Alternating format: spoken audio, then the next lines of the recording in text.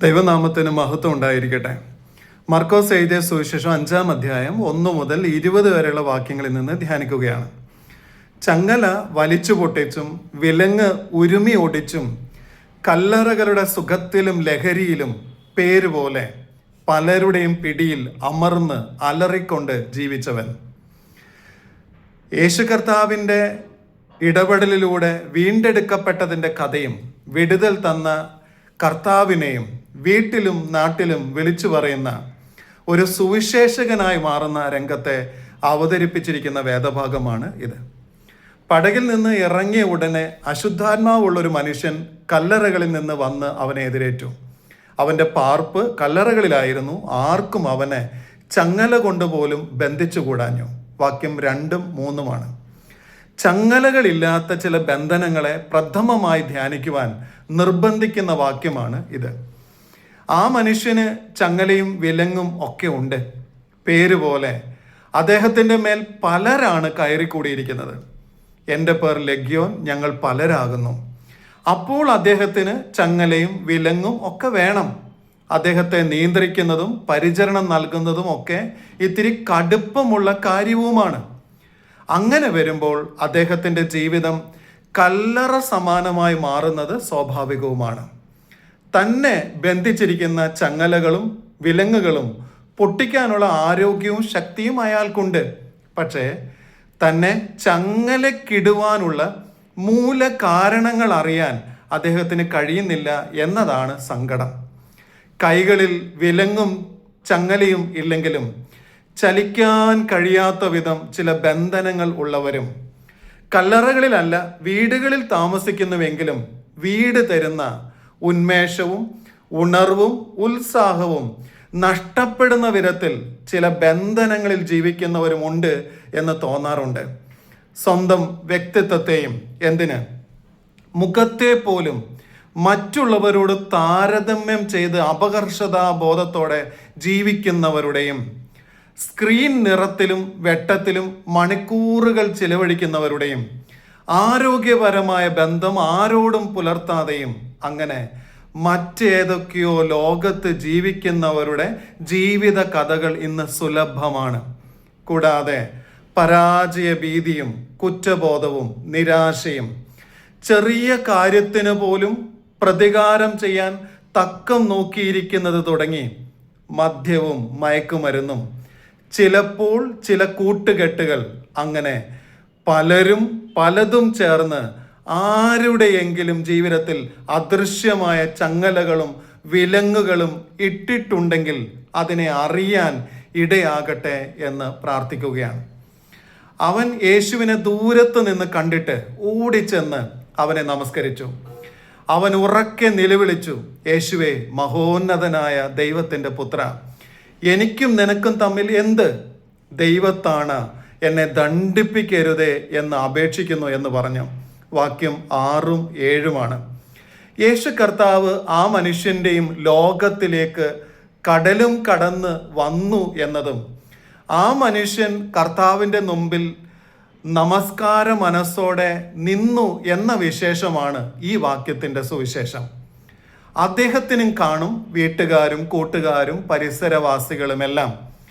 അവർക്കൊക്കെ അദ്ദേഹത്തോട് പരമാവധി ചെയ്യാൻ കഴിയുന്നത് ചങ്ങല കൊണ്ട് ബന്ധിച്ച് അദ്ദേഹത്തെ നിയന്ത്രിക്കുക എന്നതാണ്. പക്ഷേ അദ്ദേഹത്തിന് വേണ്ട വിടുതൽ കൊടുത്ത് അവനെ അടക്കുവാൻ ആർക്കും കഴിയുന്നില്ല. ഒടുവിൽ അവർ അദ്ദേഹത്തെ കല്ലറകൾക്ക് വിട്ടുകൊടുക്കുകയാണ്. ഇനി ആ മനുഷ്യന് ദൈവമായ കർത്താവല്ലാതെ മറ്റാരുണ്ട്? കല്ലറ ഭൂമിയിൽ നിന്ന് പുറത്തു വരിക എന്നത് അദ്ദേഹത്തിന് അസാധ്യം തന്നെ. എന്നാലോ യേശു കർത്താവ് കലുഷിതമായ കടലിനെയും ശാന്തമാക്കി കല്ലറകളുടെ നാട്ടിൽ എത്തിയത് ആ മനുഷ്യനെയും ശാന്തനാക്കി വീണ്ടെടുക്കാനാണ്. നമ്മുടെ കർത്താവ് എപ്പോഴും അങ്ങനെയാണ്. തന്നെ കാണാൻ അത്തിമരക്കൊമ്പിൽ കയറിയിരിക്കുന്ന സക്കായിയുടെ അടുക്കൽ എത്തുമ്പോഴും ഒന്നാമനായി വെള്ളത്തിൽ ഇറങ്ങാൻ 38 വർഷം പരിശ്രമിച്ചിട്ടും പരാജയപ്പെട്ട് കുളത്തിൻ്റെ കരയിൽ കിടക്കുന്നവൻ്റെ അടുക്കലെത്തുമ്പോഴും സഹോദരൻ മരിച്ചതിൻ്റെ വേദന കണ്ട് അവരോടൊപ്പം ഇരുന്ന് കണ്ണുനീർ വാർത്ത് ഉയർത്തെഴുന്നേൽപ്പിൻ്റെ സന്തോഷം നൽകാൻ എത്തുമ്പോഴും ഒക്കെയുള്ള യേശു കർത്താവിൻ്റെ അതേ ഭാവം തന്നെ സ്വയം കുത്തി മുറിവേൽപ്പിച്ച് നിലവിളിച്ച് കരയുന്ന ആ മനുഷ്യനോടും പ്രകടിപ്പിക്കുന്നു എന്നതാണ് ഈ രംഗത്തിൻ്റെ ഭംഗി. ചുരുക്കത്തിൽ, ചങ്ങലയും വിലങ്ങും പൊട്ടിക്കാൻ ശരീരത്തിന് ഇത്തിരി ശക്തി ഉണ്ടെങ്കിൽ പറ്റും. പക്ഷേ നമ്മയൊക്കെ പിടിമുറുക്കിയിരിക്കുന്ന അദൃശ്യ ചങ്ങലകളെയും ആസക്തികളെയും പൊട്ടിക്കാൻ ദൈവകൃപ തന്നെ വേണം. ആ ഗദര ദേശക്കാരൻ പാർക്കുന്ന കല്ലറകളുടെ ലോകത്തിലേക്ക് വന്ന് അവൻ്റെ സകലമാന ബന്ധനങ്ങളിൽ നിന്നും നിലവിളിയിൽ നിന്നും രക്ഷിക്കുന്ന കർത്താവ് ആരെയും രക്ഷിക്കും എന്ന ഉറപ്പാണ് ഈ വേദഭാഗം തരുന്നത്. നമുക്ക് ഒരു കർത്താവുണ്ട്.